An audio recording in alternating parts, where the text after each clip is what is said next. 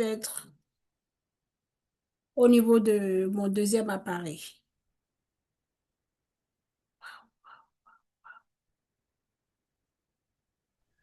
Et DTM, allez-y, ça va aller. Je gère ça. D'accord. Merci beaucoup. Amis Toastmasters, chers leaders, c'est toujours avec le même plaisir que le comité TLI, c'est-à-dire Toastmaster Leadership Institute, vous reçoit à sa masterclass mensuelle. Bienvenue donc à tous. Nous sommes réunis aujourd'hui autour d'un sujet essentiel. Oui, un thème essentiel. La rétroaction constructive. Un sujet qui, bien au-delà des mots, touche notre capacité à évoluer, à collaborer et à exceller ensemble. Pour nous conduire, permettez-moi de vous introduire une leader engagée et inspirante. Coordonnatrice des opérations dans la vie active, elle met son expertise et son sens de l'organisation au service de la performance et de l'impact. Membre Toastmasters International depuis septembre 2022, elle s'est distinguée par son leadership mobilisateur. Elle est actuellement la présidente du club Everest de Cotonou, où elle incarne une vision tournée vers l'excellence en vue de demeurer toujours sur le mont Everest. Sa citation favorite résume parfaitement son état d'esprit. Cela semble toujours impossible jusqu'à ce qu'on le fasse. Une citation de Nelson Mandela. Mesdames, Messieurs, s'il vous plaît, sous une panoplie de cœurs, d'imoticônes, s'il vous plaît, accueillons notre modératrice de ce soir, Cindy Pondéou. Chère modératrice Cindy Pondéou, vous avez le lutrin virtuel. Merci, DTM, Edith. Hein. Chers collègues Toastmasters, honorables leaders du district 130, recevez mes chaleureuses salutations. On entend souvent que ce qui ne se mesure pas ne s'améliore pas. Et moi, je rajoute que ce n'est pas l'absence d'erreur qui construit un leader.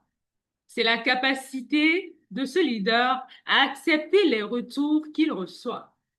Et ce soir, c'est à juste titre que nous abordons un pilier fondamental du leadership, un outil parfois redouté, mais indispensable à toute dynamique de croissance, la rétroaction constructive. Car une rétroaction bien formulée est claire, ajuste et élève. Et pour nous entretenir sur ce thème avec profondeur et finesse, nous avons le privilège de recevoir une Toastmasters d'exception, membre de Challenge Toastmasters Club depuis 2021. Elle a été l'une des past présidentes. Elle a contribué à former, encadrer et faire évoluer de nombreux leaders. Dans sa vie professionnelle, elle évolue comme fonctionnaire international à l'Organisation mondiale de la santé, OMS, un environnement où la précision des mots et l'impact des actions font toute la différence. Lectrice passionnée, sportive, elle aime toutes les couleurs et apprécie les plaisirs culinaires. Preuve qu'excellence et humanité peuvent parfaitement cohabiter. Elle croit fermement que l'énergie suit l'attention. Alors ce soir, chers collègues, je nous invite à apporter notre attention sur ce qui nous permettra réellement de grandir. Et c'est avec une salle d'ovation, des cœurs et des émoticônes que je vous invite à accueillir chaleureusement à ce lutrin virtuel, l'éloquente, l'élégante et la coruscante Toastmaster Rhonda Adeshina. Sous vos ovations, s'il vous plaît. Merci, merci pour cette très belle introduction où j'ai failli ne pas me reconnaître. Merci. J'espère que le son est clair de votre côté. Super. Je vais partager mon écran et afficher les diapositives. Est-ce que quelqu'un peut me confirmer que vous voyez bien l'écran ainsi que les diapositives? Je ne vois pas l'écran, donc si quelqu'un peut Pour mettre un l'instant, micro. non. Le partage d'écran Non. n'a pas encore débuté. Ah, c'est bizarre. Parce que chez moi, c'est marqué que ça fonctionne. Alors, vous devrez nous entretenir OK. pour 30 minutes. Quelles sont les dispositions de couleur que vous aimeriez? Le vert à combien de minutes? Le vert à 15 minutes. Oui, L'orange à 20 minutes. oui, Et le rouge à 28 minutes. très bien. Est-ce que maintenant, vous voyez mon écran? Oui, là maintenant, nous voyons votre écran. Parfait. Encore une fois, merci. Merci de me permettre de vous exposer un petit peu, je dirais pas une masterclass, mais un partage d'expérience de ce thème que j'affectionne particulièrement, la rétroaction ou encore feedback, qu'on emploie plus couramment, qui est un terme anglophone, constructive. Parce que oui, on le fait dans nos sessions Toastmasters, particulièrement dans cette période de concours, où je sais que plusieurs de nos collègues sont en lice pour les différents concours aux différents niveaux. Mais on le fait également dans la vraie vie. Et tout au long de cette présentation, je vais m'efforcer de faire des rappels non seulement dans le contexte Toastmaster, que ce soit en session, en concours, mais également dans ce que j'appelle la vraie vie. Donc, je, je vais avoir comme prétention de de vous permettre à la fin de cette session de savoir structurer une évaluation efficace en session Toastmaster, de performer pendant les concours d'évaluation, particulièrement Toastmaster, mais également de vous permettre de donner un feedback professionnel et impactant et de transformer ce qu'on appelle une critique en plutôt un levier de croissance. Et je vais parler pendant environ 30 minutes, je pense un petit peu moins. Je laisserai un peu plus de temps pour les discussions et les questions. Mais avant, enfin et tout au long d'ailleurs, je vais vous solliciter pour ne pas me laisser parler toute seule. Je vois pas les visages de tout le monde, je ne vois que très peu de visages d'ailleurs. Mais j'aimerais bien vous entendre. J'aimerais bien vous entendre. Lorsque vous verrez ce petit micro sous fond jaune, c'est que j'aimerais avoir des retours de personnes qui sont dans la salle. Et là, la première question que j'aimerais poser à tous ceux qui sont présents, n'hésitez pas, je ne vois pas les mains levées, donc je crois que je peux laisser la modératrice peut-être gérer cela, ou sinon allez-y, mais juste en quelques mots, un, deux mots, ou dans le chat, qu'est-ce qu'une évaluation? Pour vous, qu'est-ce qu'une évaluation? Et il est vrai que ma présentation ne sera pas longue, mais ne prenez pas de mon temps en ne répondant pas, parce que j'attends quelques réponses pour continuer. Je compte sur vous. Pendant ce temps, j'essaie de voir aussi la disposition de la salle pour me permettre de voir si... Alors, qu'est-ce qu'une évaluation? Personne ne veut se lancer? Oui, Toastmaster Mominat à GB. Merci, madame. Madame la formatrice, bonsoir, bonsoir à tous. Pour Bonsoir. moi, une évaluation, lorsque nous évaluons un orateur à Toastmasters, c'est de dire ce que nous avons entendu, ressenti et ce que nous avons entendu, ressenti des propos de notre orateur. Ce que nous avons vu aussi compte, merci. Ce que nous avons vu, entendu et ressenti lors de la présentation de notre orateur. C'est ça que nous lui, c'est de ce que nous avons vu, entendu, ressenti, que nous lui faisons un feedback constructif et bienveillant afin qu'il puisse revenir une autre fois de façon meilleure que cette fois-ci. Merci, c'est ce que je peux dire, madame. Merci, Merci Toastmaster pour cet Mohamed. apport. Nous avons une deuxième main levée. Cher Abdul Karim, une deuxième réponse. Bonsoir à tous, Abdul Karim Jean de Ouaga Safir. Alors, pour moi, l'évaluation, il s'agit de mesurer comparativement à un niveau de départ des éléments d'appréciation pour ressortir les forces et les points faibles et proposer des améliorations. Donc, en somme, il s'agit de mesurer la progression d'une personne ou d'un élément. Merci. Merci. Je ne pense pas qu'il y ait d'autres mains. Je vais continuer. Et merci pour les deux interventions. Vous avez dit l'essentiel. On pourrait presque s'arrêter là, hein. Oui, c'est donner son avis sur ce qu'on a entendu, ressenti, c'est mesurer le comportement, les forces et faiblesses de ce qu'on vient de voir. Et je vais aller un peu plus loin et peut-être surprendre certains. Évaluer, c'est porter un jugement. À chaque fois qu'on évalue, oui, on porte un jugement. Ce jugement, la qualité de ce jugement, c'est tout ce qui fait la différence, par contre, avec ce qu'on appelle une évaluation ou une critique. Lorsqu'on fait un jugement ou lorsqu'on fait une évaluation, il faut qu'elle soit efficace pour qu'elle atteigne l'objectif qu'on s'est fixé, c'est-à-dire faire un cadeau, comme on l'a bien présenté, une évaluation, c'est un cadeau. Il faut faire une évaluation efficace. Et pour ça, en fait, il faut partager des commentaires constructifs et bienveillants. Il faut proposer des perspectives d'amélioration parce que oui, on a le droit de juger, on a le droit de donner son ressenti, son avis, mais dans quel but?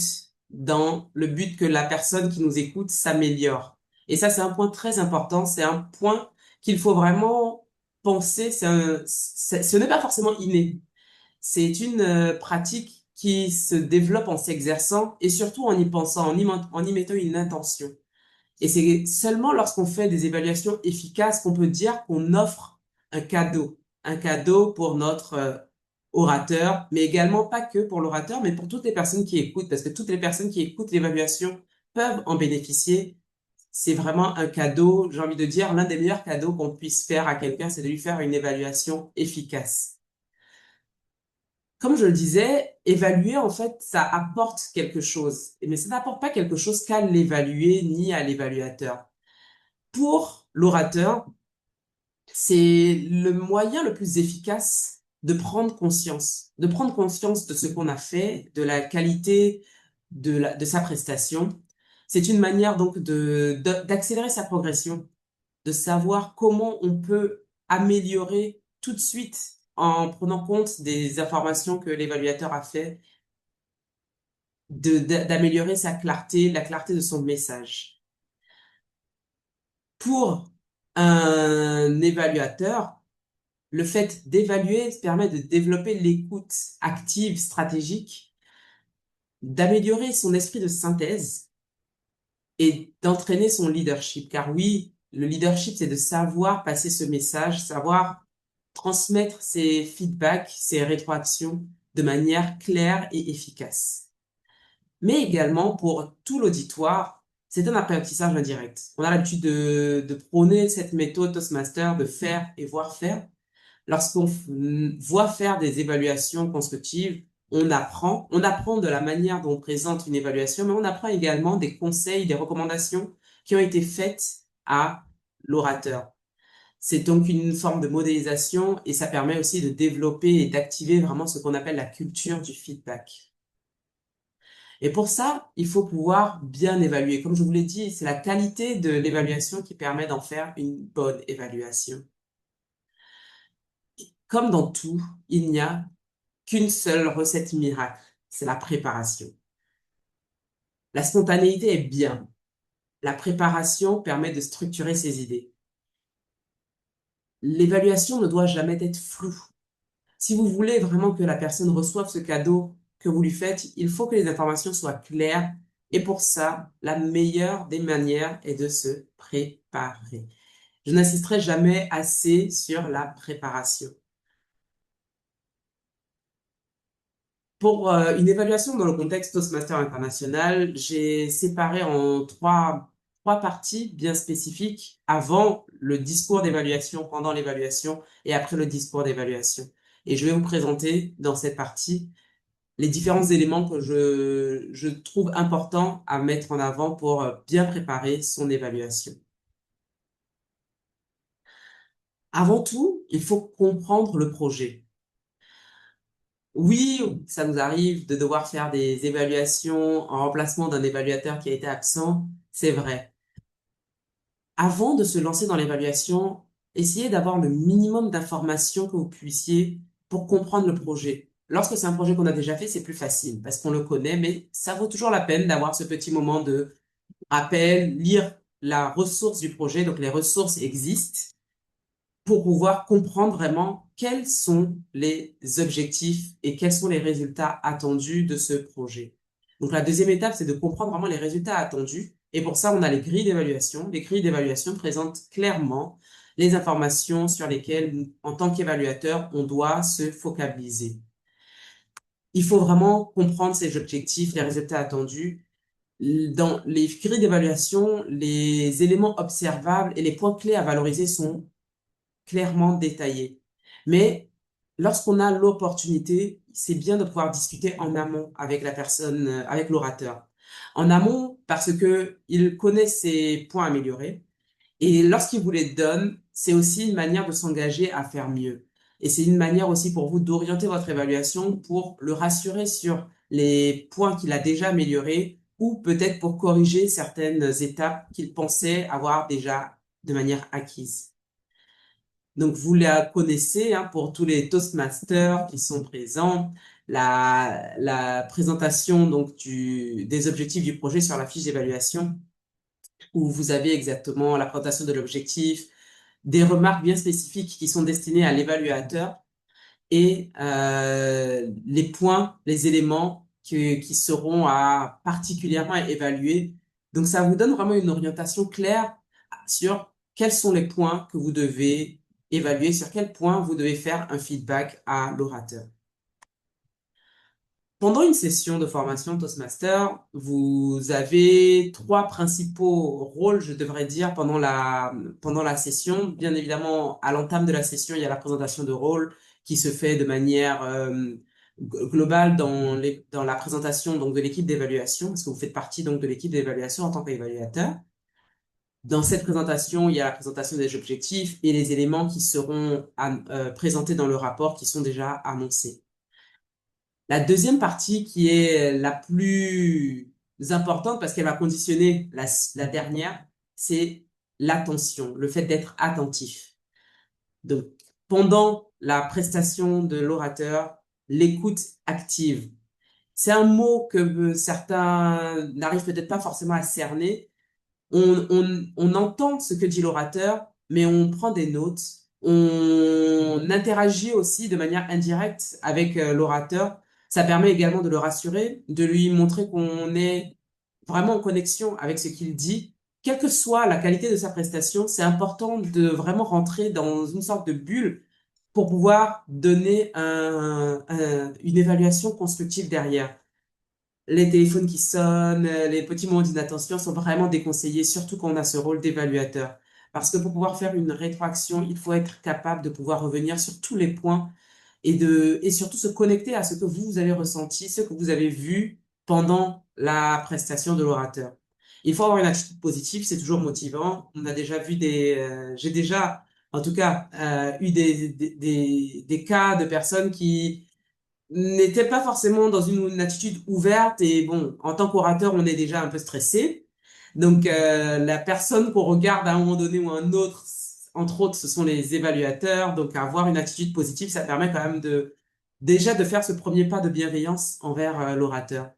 Et prendre, bien évidemment, des notes, mais pas que les prendre, il faut savoir les organiser, parce que pour pouvoir les restituer, il faut savoir prioriser, organiser, savoir sur quel point on veut revenir ou pas. Pendant la présentation du discours d'évaluation, parce que oui, l'évaluation dans le contexte Toastmaster, c'est bien un discours. Il y a un point important, c'est la structure. Un discours se veut d'être structuré avec une introduction, un développement, un récapitulatif. Je le mets à part de la conclusion. Je vous l'expliquerai un peu plus dans la partie concours. Mais voilà, ce sont des règles fondamentales qui sont décrites dans les différentes méthodes Toastmaster. Et ce sont ces points qui sont importants à prendre en compte. Le discours doit également être factuel et illustré. On doit présenter en tant qu'évaluateur non pas des conseils, mais des commentaires. J'ai un petit exercice que je vous ferai tout à l'heure pour parler justement de la différence entre les conseils et les commentaires. Et je crois que c'est important de le rappeler. On doit permettre donc ces commentaires doivent permettre de donner des recommandations et avoir donc un discours encourageant et motivant pour l'évaluateur. C'est vraiment important de comprendre le message central du discours qui vient d'être présenté et de présenter son évaluation en classant les forces et les points améliorés et de conclure avec impact. L'impact pour être sûr de garder l'attention des personnes qui vous écoutent et que ces informations que vous avez données donc soient retenues. Je partage ici avec vous ce que j'appelle la méthode des 3 C, comprendre, classer, conclure. Si un jour vous êtes amené à évaluer et que vous avez un petit peu oublié comment structurer votre évaluation, comprendre ce que veut dire l'orateur, le message central de son discours, classer ses forces et ses points d'amélioration et conclure. Ce sont les 3 points importants qu'il faut retenir dans un discours d'évaluation. Et je vous en parlais tout à l'heure. Des conseils ou des commentaires. Pour ne pas perdre trop de temps, je vais y aller directement. Je vous présente ce que j'appellerais un conseil. Ce qui est un conseil, n'ayez pas peur. Oui, vous pouvez donner ce conseil, n'ayez pas peur. Il est plutôt recommandé de faire des commentaires. J'ai remarqué que vous trembliez. Donc, vous voyez la différence de la structure de la phrase. Le conseil est peut-être assimilé comme un ordre. N'ayez pas peur. J'ai recommandé que vous trembliez. Ce sont des observations. C'est factuel. On a vu la personne trembler. C'est un fait. Et à partir de là, on peut donner des éléments d'appréciation. Voilà quelques autres exemples. Vous devez vous tenir droit. J'ai remarqué que vous penchiez le buste en avant. Vous devez parler plus fort. J'ai eu du mal à vous entendre. Un conseil, on peut le contester. On peut ne pas être d'accord avec un conseil. Par contre, un commentaire, c'est basé sur un truc, un événement qu'on a vu. C'est difficile de le contester parce que déjà, vous parlez de quelque chose de factuel et ça permet d'éliminer un petit peu tout cet aspect de nuances qu'il peut y avoir en fonction des personnes. Donc, lorsque vous faites une évaluation, pensez vraiment à faire des commentaires. Le cerveau humain déteste les ordres. On n'aime pas avoir des ordres. Mais par contre, on accepte les observations. Et c'est plus facile donc de faire passer un message en tenant compte de cette nuance et de donner des commentaires sous forme d'observation factuelle. Lorsque on a terminé son discours d'évaluation, le travail ne s'arrête pas. Dans le contexte Toastmaster, on continue les discussions parce que le discours d'évaluation est limité dans le temps, 3 minutes, on ne peut pas forcément tout dire, mais il y a certains points qu'on pourrait avoir à vouloir partager avec l'orateur. Et donc, je recommande fortement de poursuivre les discussions, de compléter la fiche d'évaluation et de la transmettre à son orateur. Ça permet vraiment à celui-ci de pouvoir se référer à quelque chose, d'avoir vraiment c'est un élément factuel où il peut relire et dans une notion d'amélioration, c'est bien de pouvoir revenir après coup sur des éléments pour vraiment prendre conscience, assimiler et pouvoir les intégrer. Je vais là présenter une petite nuance lorsqu'on est en session ou lorsqu'on est en concours. Je sais que le concours est pour certains déjà passé, mais en tout cas pour beaucoup de clubs en cours de planification. En session, on connaît le projet, parfois on connaît même le discours, parce qu'on l'a lu avant. On présente les objectifs du discours, donc on s'est vraiment imprégné donc du contexte et du cadre, et on a un temps de préparation que je dirais long, même si c'est vrai qu'en fonction du moment où le discours passe dans la session, il est entre, je dirais, minimum une dizaine de minutes, mais il peut aller à 1 heure si c'est une longue session et que vous évaluez par exemple le premier discours. Lorsqu'on est en concours, on ne connaît pas le projet, on ne connaît pas le discours, on n'a pas besoin de présenter les objectifs, donc, et on a un temps de préparation limité. Lorsque le discours se termine, on a un temps de 5 minutes pour vraiment mettre ses idées au propre, au clair et structurer son discours. Donc, c'est vraiment important d'avoir des méthodologies claires pour pouvoir noter de manière graduelle ou de manière classée ce qu'on aimerait dire et comment on voudrait le dire. Donc, c'est pour ça que la préparation est importante. Si vous venez sans préparation, 5 minutes, c'est très rapide. 5 minutes pour ceux qui ont déjà fait des concours, on n'a parfois pas le temps de structurer. Donc, il faut vraiment un entraînement, une préparation pour pouvoir le faire dans si peu de temps. Pendant un concours, donc, comme je le disais, on a juste cette fiche où on peut classer ses notes. Et il ne faut pas que ce soit des notes en mode brouillon. Sinon, vous n'allez pas vous retrouver vous-même. Pensez à organiser vos idées. Pensez à noter vraiment de manière... Mes techniques, je vais partager là, et ça n'engage que moi. Enfin, moi, ce qui marche bien, c'est d'avoir visuellement les informations bien classées. Donc, en haut, je mets un petit peu le contexte, le thème du discours et les éléments, le message global que j'ai compris du discours. Au milieu, je sépare ma fiche en deux. D'un côté, je mets les points que j'ai bien aimé et d'un autre côté, les points que je pense qu'il faudra améliorer. Et à la fin, je trouve une conclusion assez claire. Et à partir de là, je construis mon discours d'évaluation. Ce qui est également très important en tant qu'évaluateur, c'est dans un concours, c'est de connaître la grille sur laquelle vous serez noté par les juges. En tant qu'évaluateur, vous serez noté et tous les évaluateurs, l'objectif est d'être le meilleur, c'est de se démarquer. En concours, on évalue vraiment pour se démarquer, on doit prendre des positions stratégiques et il est important de connaître en fait les différents éléments. Donc, les juges vont analyser votre qualité analytique, les recommandations, la qualité des recommandations que vous faites, la technique que vous avez utilisée pour l'évaluation et la récapitulation. Donc, c'est pour ça que j'insiste sur ce point qui est souvent oublié dans les sessions Toastmaster. Ça compte quand même sur 15 points. Donc, ce serait dommage de perdre ces 15 points-là sur 100 lorsqu'on est dans un concours. Je vais vous présenter quelques techniques. Il y en a plusieurs et j'ai envie de dire, la technique dépend vraiment de la personne et il faut vraiment vous approprier ce que vous aimez, la manière dont vous parlez. Ce n'est que comme ça que vous ferez de très belles évaluations. Les techniques assez classiques, là, qui permettent de présenter les éléments positifs, puis les points améliorés. Donc, c'est très scolaire, je dirais, en tout cas, assez simple et clair, efficace, très efficace, parce que voilà, on comprend où sont les points positifs, où sont les points à améliorer, votre récapitulatif, votre conclusion, c'est factuel, c'est clair. Il y a des techniques que je qualifierais un peu de plus poétiques, j'ai vu, j'ai entendu, j'ai ressenti. C'est très beau alors que c'est bien fait, mais si vous ne vous sentez pas à l'aise, si vous ne l'avez pas pratiqué avant, je vous recommande d'abord de la pratiquer plusieurs fois avant de vous lancer dans une évaluation comme ça. Parce que des fois, en fonction des concours, on n'a pas forcément cette inspiration d'arriver à structurer les idées sous ce ordre-là. Après, vous pouvez la décliner en d'autres manières qui vous ressemblent plus.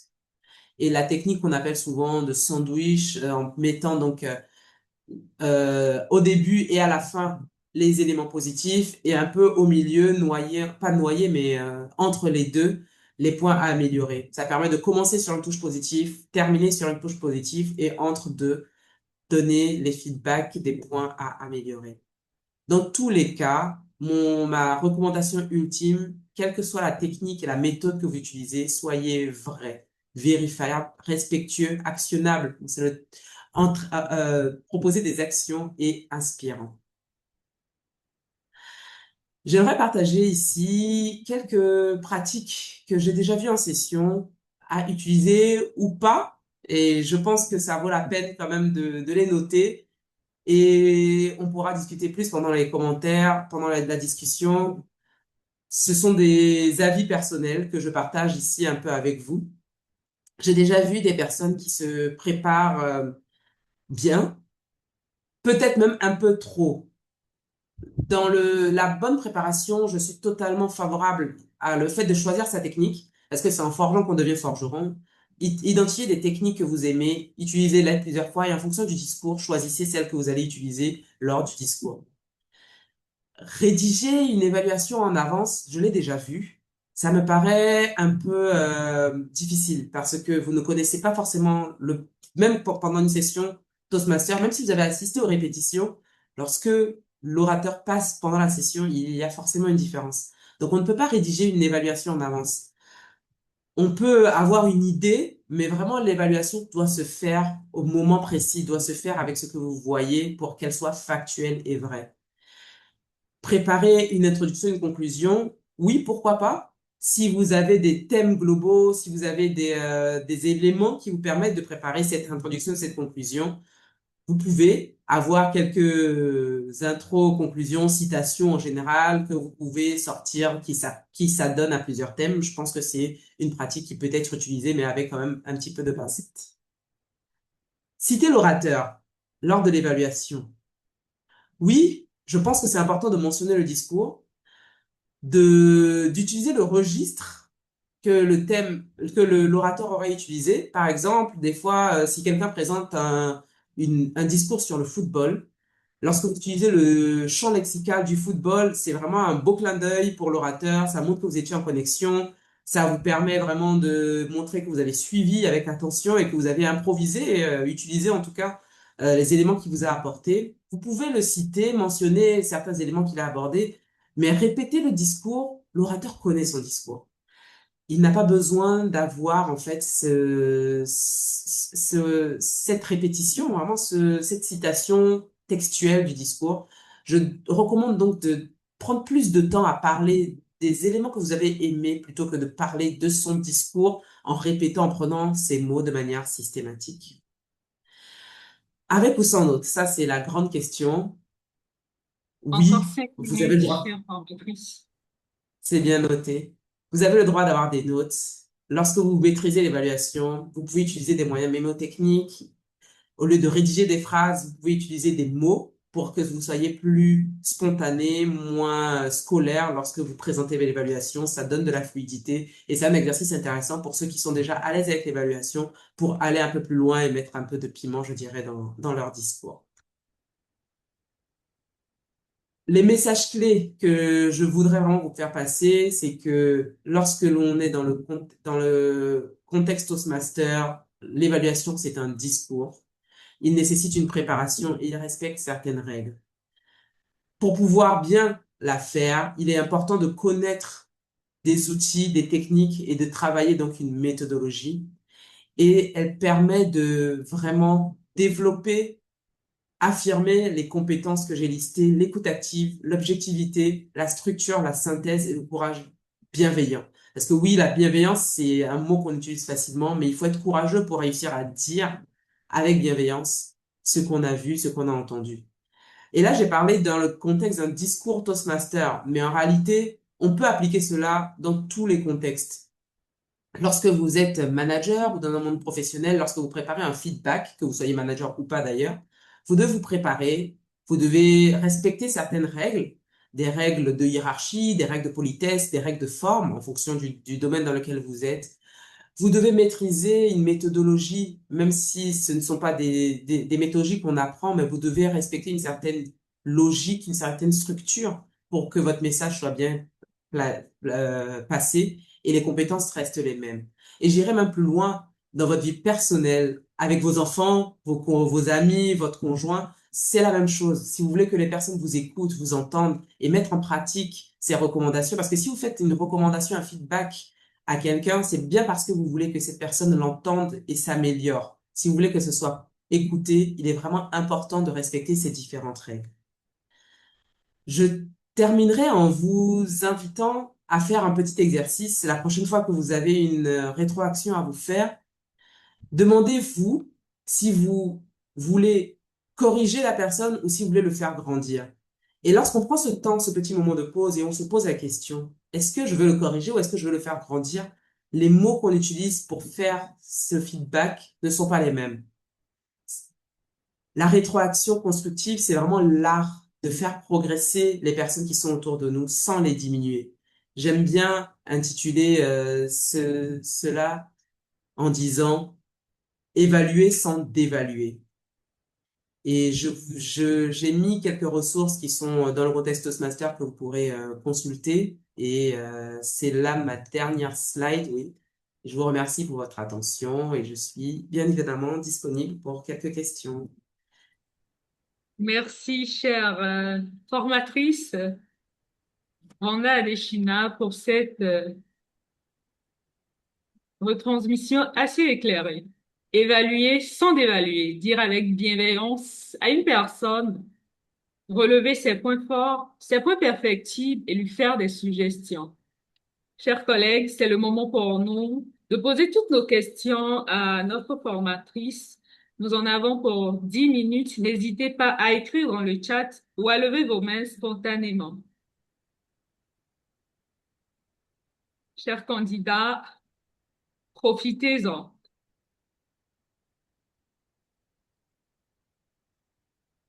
Des Je suis sûr que j'ai questions, des mains des levées. débatteurs chevronnés qui sont présents et je serais aussi ravie d'entendre leurs apports, leurs expériences également.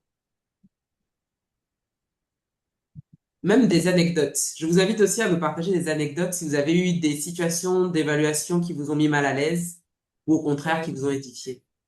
Alors, nous avons une main levée. Cher Abdul Karim, dites-nous tout. Oui, moi, ma question, c'est par rapport à la position de l'évaluateur au moment des concours. Est-ce qu'il doit interpréter, d'abord, il doit revenir sur une petite synthèse du discours ou bien rappeler un peu tout ce qu'il a compris avant d'annoncer son plan, et tel que, oui, bon, ton discours a vraiment a impacté mon attention et que, bon, je vais passer maintenant et je vais faire ton évaluation en 2 points, à savoir les points forts et les points faibles. Est-ce que doit-on aller comme ça ou bien directement dire oui, l'évaluation va se porter sur les points forts et les points faibles et je terminerai avec des recommandations. Merci. En concours, je dis bien en concours, je l'ai dit rapidement, lorsqu'on est en concours, on veut se démarquer. C'est l'objectif premier parce qu'on veut gagner le concours. Oui, on veut faire une évaluation, mais on veut gagner avant tout un concours. Je vous recommanderais plutôt pardon, d'être moins scolaire. C'est un discours. Vous êtes là, c'est bien le seul moment où vous faites une évaluation, mais vous avez plutôt envie qu'on vous écoute, vous, qu'on prenne attention sur vous que sur l'orateur. Donc, vous avez la scène pour vous.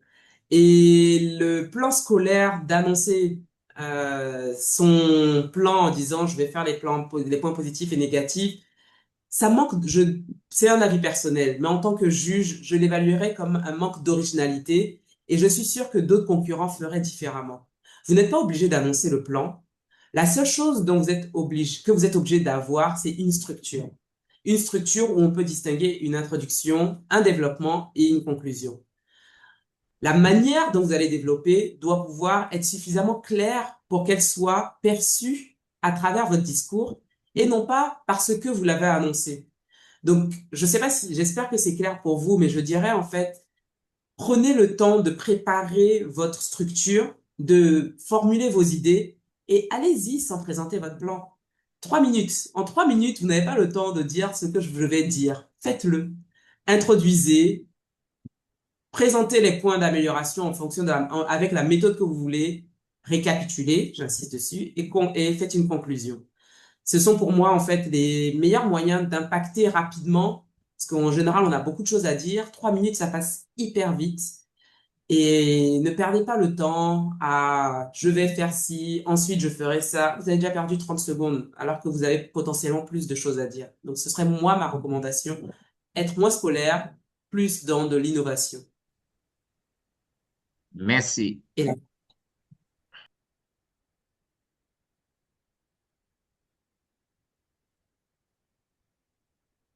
Est-ce que nous avons d'autres questions?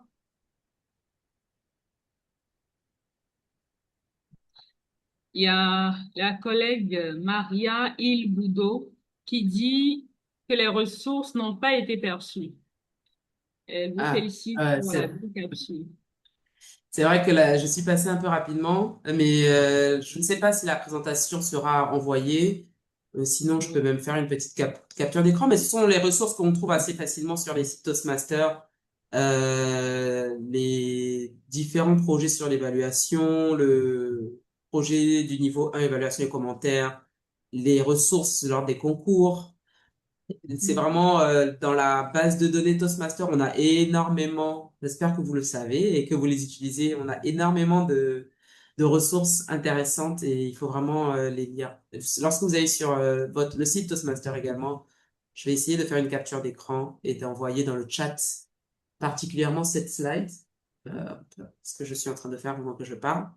Mais voilà, c'est vraiment, soyez curieux. J'ai également cité, c'est vrai, c'est intéressant d'avoir noté ça. J'ai également cité une chaîne YouTube, parce que oui, lorsque moi je me préparais pour les évaluations, j'ai vraiment lu énormément de ressources. Je suis allé chercher sur Internet, et Toastmaster étant international, on a énormément de membres qui font des chaînes, qui partagent des ressources. Il y a une chaîne YouTube que j'ai beaucoup suivie qui s'appelle Dear Fellow Toastmaster, où il donne pas mal de techniques que j'ai beaucoup utilisées, qui m'ont beaucoup inspiré lorsque je préparais les concours. Et de manière générale hein, aussi. Parce on ne se prépare pas que pour le concours. On va dire, pendant le concours, il y a un petit accélérateur. Abdul Karim a une question pour nous. Oui, je reviens encore par rapport à, à la position de l'évaluateur à mon discours. Est-ce que vous recommanderez de le faire sans notes ou bien de tenir au moins les notes de temps en temps, regarder ou bien faire directement une lecture de nos prises de notes? La meilleure posture est de ne pas avoir de notes. Je pense que c'est indéniable. On a envie de vous voir, de vous entendre et de vraiment être en connexion directe avec vous. Mais il ne faut pas prendre de risques lorsque ce n'est pas interdit. Si vous n'êtes pas du tout à l'aise avec, si vous n'avez pas l'habitude de le faire, ce n'est pas maintenant qu'il faut le faire, surtout pas pendant un concours. Il faut connaître, je ne vous connais pas. Personnellement, j'ai déjà fait des évaluations sans notes, c'est assez rare. J'ai déjà fait des évaluations en tenant des notes sans les lire. Ça m'arrivait plus souvent. Je pratique beaucoup pour arriver à avoir ce courage de le faire sans notes. Les notes permettent de rassurer. Après, moi, il y a quelque chose que je ne fais jamais, c'est d'écrire des phrases. Lorsque je prépare un discours, quel qu'il soit, je préfère avoir des mots ou des grandes lignes, des grands thèmes et je préfère avoir ça comme note que j'ai en main lorsque je présente mon discours, plutôt que d'avoir des phrases, parce que lorsque on est un peu stressé, si on est bloqué sur une phrase, on va essayer de rechercher la phrase sur ses notes, et là, ça peut devenir catastrophique, parce que bon, on sait plus où est-ce qu'on l'a écrit, on a écrit souvent en petit, on n'arrive plus trop à se retrouver dans ses notes, donc je préfère garder des thèmes, en me disant de toutes les manières, la manière de le dire, ça ne dépend que de moi. Donc, si je perds une idée, c'est pas grave. Je passe au thème suivant et je continue. Ou l'idée reviendra plus tard, je verrai comment l'introduire. Donc, après, c'est vraiment très personnel. C'est personnel, voilà. Je sais qu'il y a des personnes qui préfèrent avoir leur discours écrit en entier et qui s'en sortent très bien avec. Il y a des personnes qui préfèrent les notes. Je pense que c'est en fonction de la maturité un petit peu et des pratiques que vous avez l'habitude de faire. Mais j'encourage les gens à aller de plus en plus avec le moins de notes possible pour arriver à l'étape ultime de présenter son discours sans notes. Je crois que ça fait quand même un effet quand même plus remarquable. Merci bien. J'ai une dernière question, si vous permettez. Souvent, il arrive qu'on commence bien et qu'à un moment donné, on est bloqué. Y a-t-il des astuces pour, selon votre expérience, pour continuer ou bien il faut arrêter parce que c'est un concours? Non, n'arrêtez pas. Je ne dirais pas. Après, j'aimerais bien avoir aussi l'avis d'autres personnes, mais je dirais, ça arrive à tout le monde. Même les plus grands orateurs, tout le monde peut être bloqué. Du junior au senior, du jeune Toastmaster au distingué Toastmaster. Il y a des moments où on a des trous, on y arrive. J'ai souvent tendance à dédramatiser en disant on est tous des êtres humains, la perfection n'existe pas. Je recommanderais plutôt de continuer. Des fois, c'est difficile de reprendre parce qu'on est bloqué et on essaie de dire à notre cerveau de retrouver l'information ou la phrase qu'on était en train de dire et on est bloqué dessus. En général, je dirais, on souffle un coup et on essaye de passer à autre chose. Si l'information ne revient pas, c'est pas grave. Vous êtes le seul à savoir ce que vous voulez exactement dire. L'auditoire est là juste pour vous entendre. Il ne connaît pas votre plan, il connaissait pas la phrase, il sait pas que vous avez sauté cette idée. Vous allez avoir un peu de regret à la fin de ça, j'ai pas dit ça, ça, ça, mais en fait, vaut mieux juste passer à autre chose. Moi, en tout cas, c'est ce que je fais. Je prends un moment d'inspiration, une pause. Les pauses sont parfois sont très importantes dans les discours. Vous prenez à ce moment-là une pause, vous inspirez, vous dédramatisez la situation.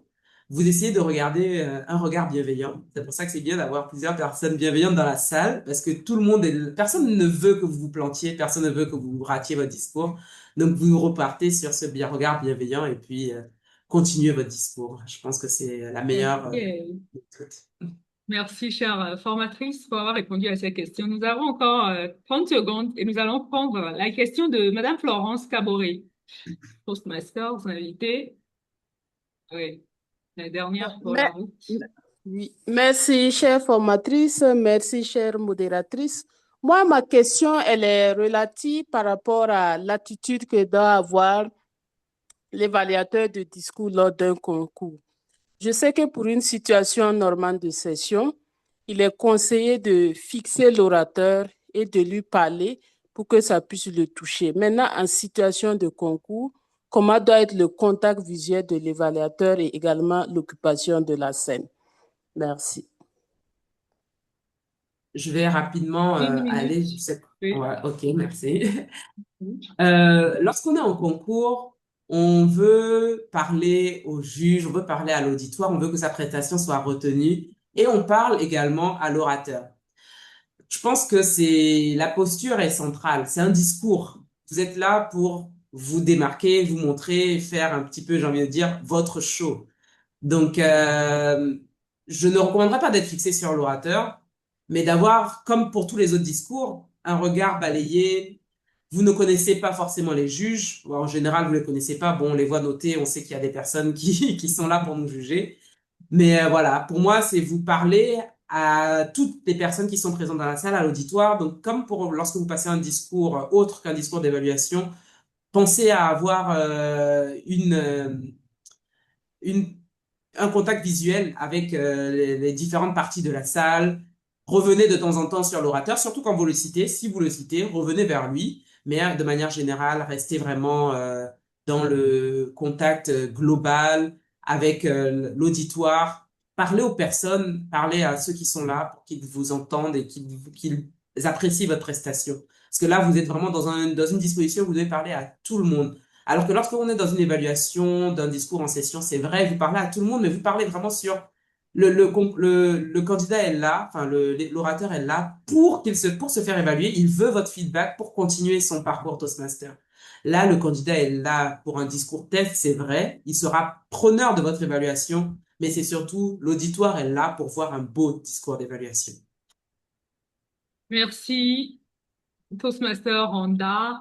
Chers participants, vous avez maintenant pu le constater, la rétroaction, lorsqu'elle est bien formulée, n'est pas seulement un retour, c'est un levier d'élévation, non seulement pour l'évaluateur, mais aussi pour l'orateur. Il suffit de trouver les bons ingrédients et de préparer la bonne sauce avec bienveillance.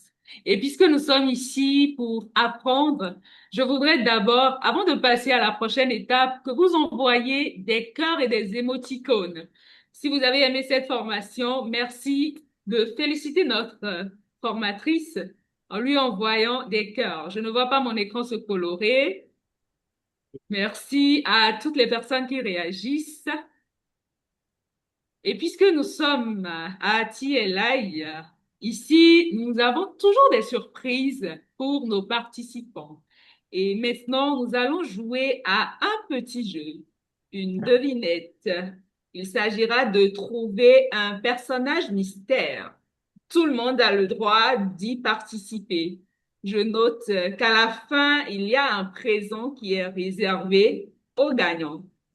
J'ai juste deux indices pour vous. Il s'agit de deviner un personnage culte de Toastmasters International. Est-ce que vous êtes prêts? C'est parti.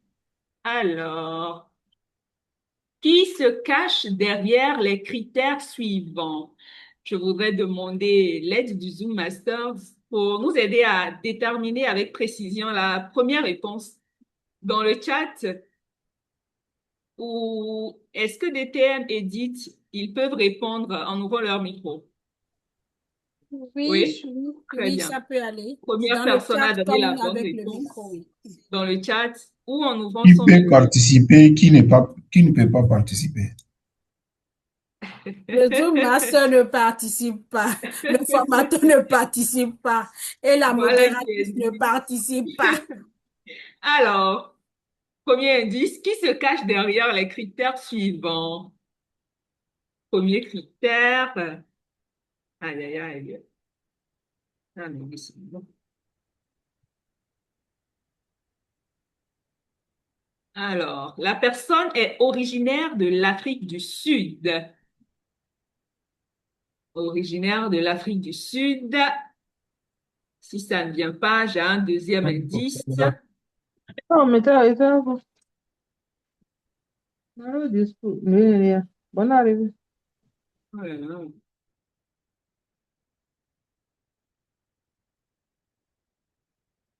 Il apparaît mon jeu de tour. Est-ce que le deuxième indice est affiché? Non. Souci technique.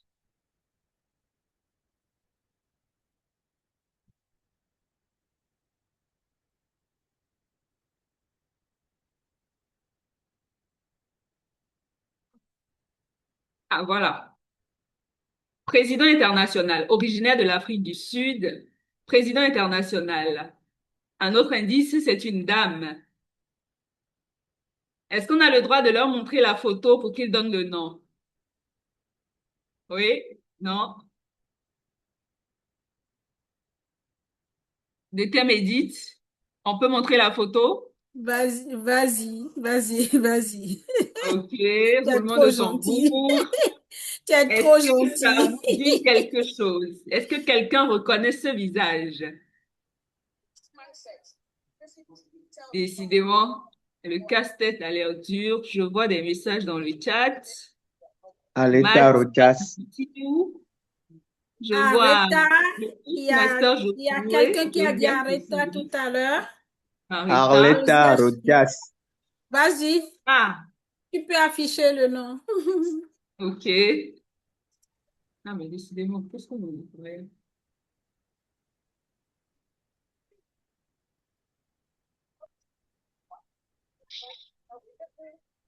Bien, je pense bien que le Toastmaster Josias de Souboin a trouvé la bonne réponse.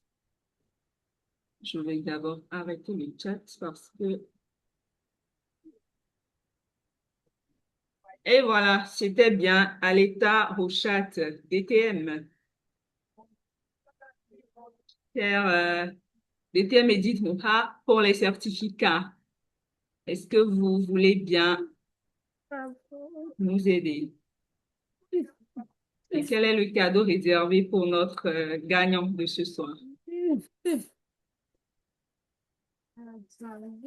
Masterclass français. Bonne réponse à l'état Rochat. DTM Edith. Oui, je prends le relais. Oui, Bien c'est bon, sûr. allez-y. Il y a le certificat qui est juste en bas, partagé, et puis le livre en question. Allez-y, d'accord? C'est bon. Voilà, on va mettre Josias de Sougoin. J'espère que j'écris bien. Toastmaster Josias. Oui, Ce c'est bien certificat écrit. vous est décerné en raison de votre brillante participation à l'acte 6 de la masterclass du district 130. Félicitations à vous. Est-ce que le photographe Chaleureuse virtuel a gratitude. capturé l'instant? DTM Edith, je vois une autre Ça, diapositive de Gérald Filion. oui, c'est le livre. OK. Notre gagnant de ce soir repart avec ce livre intitulé De quoi sont faits nos leaders, écrit par Gérald Filion. Il voudra bien se rapprocher de la DPM Edith Moha pour entrer en possession de son du... C'est bon, c'est fini. C'est fini. Ah d'accord, pas de Merci. modification à faire. Super. Chers collègues, c'est ici que s'achève ma mission. Je vais rendre la parole à la distinguée Toastmasters Edith Moha pour nous aider à conclure cette masterclass. Toastmaster Edith, sous vos ovations, bien entendu. Les ovations reviennent à nos deux vaillantes dames de ce soir. Notre formatrice Randa Adeshina, bravo, merci pour la qualité de cette formation, de cet échange. Merci pour les outils que vous avez partagés avec nous et à tous les Toastmasters. Comme vous l'avez dit, c'est pas seulement les anciens, les nouveaux Toastmasters, mais nous tous, chaque jour, nous essayons d'apprendre à travers tout ce que nous partageons. Merci beaucoup pour la qualité de ce magnifique et mirifique partage. Merci également à notre modératrice qui a su bien nous guider, nous coordonner pour cette magnifique masterclass numéro 6 du district 130. Bravo, merci Cindy, merci pour ta disponibilité surtout, parce que je lui ai juste écrit, présidente, trouve-moi un modérateur. Et les secondes qui ont suivi, elle m'a dit, je prends. Et effectivement, elle est là. Merci pour ta disponibilité. Bravo et félicitations pour cette mirifique modération. Et enfin, je veux dire merci à tous nos chers participants sans qui cette masterclass n'aura aucun sens. Merci pour votre engagement. Merci pour votre participation active. La rétroaction constructive ne s'arrête pas ici, mais elle continue dans nos différentes organisations. Elle continue dans nos différentes équipes également. Il s'agira simplement de poser les actions concrètes qu'il faut afin que nous puissions continuer à impacter positivement notre environnement. Et c'est sur ce que je vous dirai bonsoir chez vous. Bye bye. Bonsoir à tous. Une très bonne Merci. soirée. Bye. Maintenant, s'il y a des questions, n'hésitez pas. Notre formatrice, elle est encore là. Vous pouvez poser des questions d'ordre pratique, hein. Je vous dis déjà que c'est une ancienne championne de notre division quand même, oui, de la division du Bénin. Je sais qu'elle est allée au moins une fois au concours d'évaluation et elle a gagné. Donc, c'est une championne. Elle est très bien en évaluation. Donc, posez-lui des questions d'ordre pratique, elle pourra vous répondre. Voilà. Merci.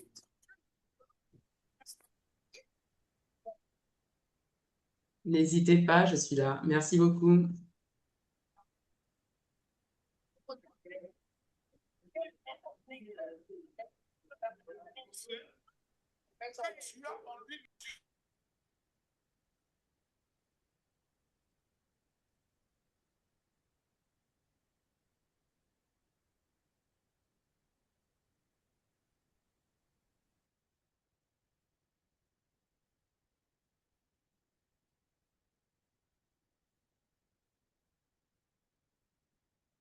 Bien.